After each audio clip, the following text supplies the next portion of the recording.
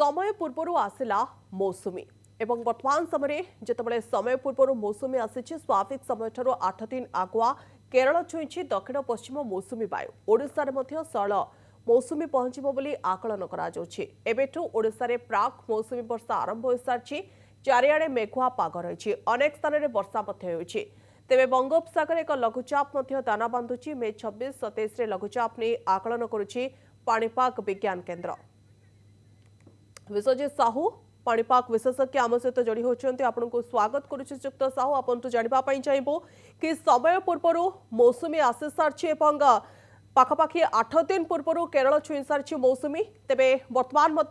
देखा मिलूँ पागर एक बड़ धरण परिवर्तन आगामी समय आपन जानापी चाहबू वर्तमान समय जो आगुआ मौसुमी आसी सारी यार इंपैक्ट कौन देखा मिल देखो आम जब देखा गत काली मनसून अनसेट करथिला केरल रे एवं जोटा कि स्वाभाविक समय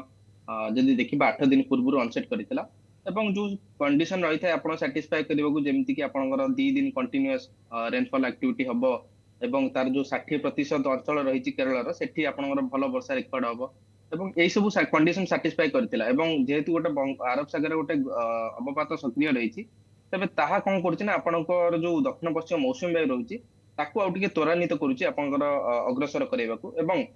एथि सहित जदि देखिबे 26 किंबा 27 आज मध्ये गोटे आपण देखिबे अपर एयर सर्कुलेशन जोटा हमें कहूचे साइक्लोनिक सर्कुलेशन सेटा आपण उत्तर बंगोपसागर निकट सक्रिय रही जहाँ प्रभाव आपण जदि देखिबे 27 तारिख बेलकू गोटे लघुचाप क्षेत्र सृष्टि होई पारे आपनकर उत्तर बंगोपसागर रे एवं ए जो संभाव्य लघुचाप क्षेत्र रही सेटा आपनकर मौसुमी वायु को आउ टिके त्वरान्वित करबा आपनकर उत्तर पूर्व भारत एवं पूर्व भारत किसी अंचल को अग्रसर करने ओडिशा कंडीशन फेवरेबल करुच्ची आपनकर जून फर्स्ट वीक भितरे आपनकर मनसून अनसेट करिपारे जोटा कि टाइम पीरियड आम जदि देखिबा मे 29 रु जून 4 मध्य रे सेही टाइम फ्रेम भितर हमर कंडीशन रहउची कि आपनकर ओडिशा रे मध्य मौसुमी अनसेट करिपारे जोटा कि स्वाभाविक ठारू पाखापाखि 6 किंबा 7 दिन पूर्व ही पारे एवं एथि सहित आपनकर जो वर्षार परिमाण मध्य रही आपनकर 28 रु 30 भितरे उत्तरावर्ती जो जिला रही आपन जेमती बालेश्वर भद्रक केन्द्रापड़ा पुरी खोर्धा कटक जाजपुर यही सब पकेट आपनकर भल वर्षा देखा मिल पारे केते स्थान रे प्रबल अति प्रबल वर्षा मध्य देखिबार संभावना रहउची एवं जोटा रहउची कि तापरे 1 तारिख परे राज्य रे टिके वर्षार परिमाण ब्रेक आसीबा हम जो कहि परिबा कि जो ब्रेक कंडीशन मौसम रे देखा मिल पारे ताहा ही एबे पर्यंत यही ही सूचना रही कि आपनकर 28 रु 30 जो रही राज्य भल वर्षा हेबा एवं 29 रु 4 तारिख मध्य जो कंडीशन सैटिस्फाई करुच्ची कि आपनकर राज्य मध्य मौसुमी वायु प्रवेश करि पारे।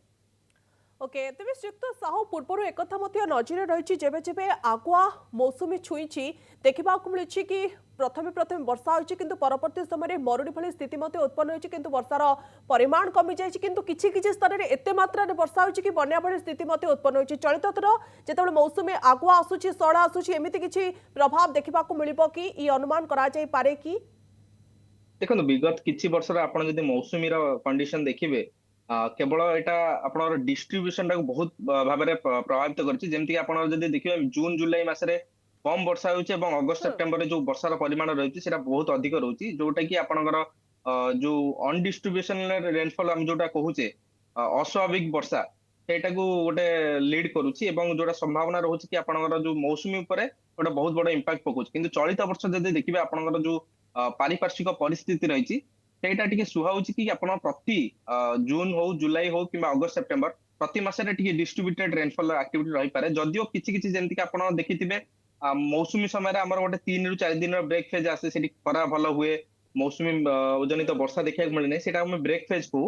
ସେଇ ଟାଇମ ପିରିୟଡ ମଧ୍ୟ ଆମର ଦେଖିବାକୁ ମିଳିପାରେ ଆମେ ଯଦି ଦେଖିବା ଜୁନ ଫାର୍ଷ୍ଟ ୱିକରେ ଯୋଉ ସମ୍ଭାବନା ରହୁଛି କି ଆପଣଙ୍କର ରାଜ୍ୟରେ ମେ ବି ଏତେ ଭଲ ବର୍ଷା ହବ ନାହିଁ କାରଣ ଆପଣ ଦେଖିବେ ଅନସେଟ ପରେ जोटा वर्तमान पूर्वानुमान रही कि मे 29 रु जून 4 भितर मनसून अनसेट करें ता परवर्ती समय जो दीर्घमियादी आकलन रही जून प्रथम सप्ताह किंबा 10 तारिख पर्यंत सेठी आपण राज्य में एत भल वर्षार संभावना देखा जाउनी किंतु सेटा आमे कहि परिबे कि मौसुमी गोटे ब्रेक फेज तापर पुणी आउ थे आपनकर वर्षार आरंभ होता है सेमती नहीं कि आपनकर मौसुमी अपसरी गला कि मौसुमी जो वर्षा रही सेटा कमी गला किंतु चलित वर्ष जब आप देखिए स्वाभाविक वर्षा प्राय सब मासरे देखा मिल पारे जमती जून जुलाई अगस्त सेप्टेम्बर जो मौसुमी टाइम पीरियड रही स्वाभाविक रूप डिस्ट्रीब्यूटेड रेनफॉल एक्टिविटी देखा मिले जी स्वाभाविक वर्षा हुए से देखा मिल पारे वर्तमान आकलन हिसाब से संभावना रोज। ओके ओके बहुत बहुत धन्यवाद आपण आलोचना विश्वजित साहू पाणीपाग विशेषज्ञ आम सहित आलोचना करते।